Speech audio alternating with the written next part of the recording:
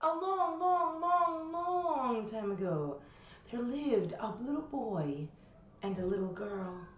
They lived in a village where the desert seemed to grow on a daily basis. It used to be when they were younger, the ground was moist and soft and there were flowers and green things, but the rain hadn't come in years. There had been a drought. The little boy and the little girl had asked their mother and father, the chief and chiefess of the village, "What do we do? The rain is not coming and we don't have enough food to eat." And the mother said, "Well, I have said to your father many, many times that this needs to get fixed. I do not know how to fix it." And their parents, started arguing.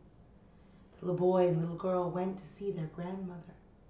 They asked their grandmother, "What do we do?" And the grandmother spoke in a quiet voice. "You must go to the center of the desert where the mountain is high and the sun is hot.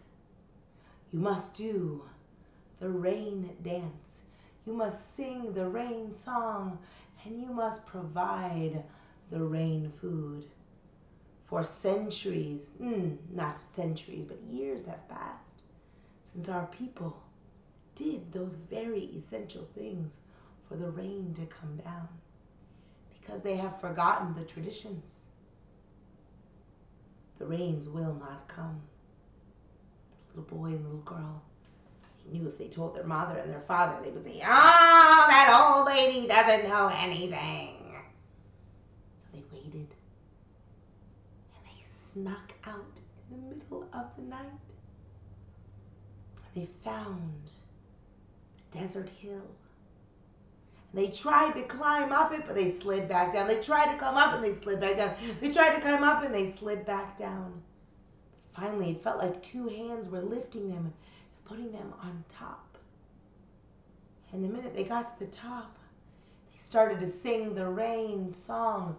They started to do the rain dance, and they provided the rain food that they had made. They even put a doll down in the center, and they danced and danced and danced and danced and danced. But the little boy and little girl did not know was that hiding up in the sky above were the clouds. It was the north wind that spoke first. "Not bad, not bad. I guess we ought to make it rain." The south wind spoke next. "We ought to rain. Look at that little boy and that little girl. They are doing their best." The east and the west wind, they weren't so friendly. "Rain, rain, rain. They think one kid is going to make the rain come. Well, I mean two." But it was the south wind that made it happen. The rain came down. The little boy and the little girl, they ran as fast as their legs could carry them, but it was almost like the wind blew them home. When they got home, they went to sleep. When they woke up, it was still raining. It rained for 3 days straight. Rivers overflowed. And when the rain stopped, flowers appeared. And when the flowers appeared, the little boy and the little girl, they knew why. The flowers looked like raindrops. The mother and the father didn't understand. Where did the rain come from? The little boy and the little girl smiled. "We did the rain dance." That old tradition. "We did and sang the rain song." "You did?" "We even made the rain food. Grandma told us what to do." The chief leaned back, and memories washed over him of a child cooking with his grandmother, cooking with his mother, and he knew. He knew that tradition was important, that on this day they would always make certain to do the rain dance, sing the rain song, and make the rain food. For only then will the flowers come.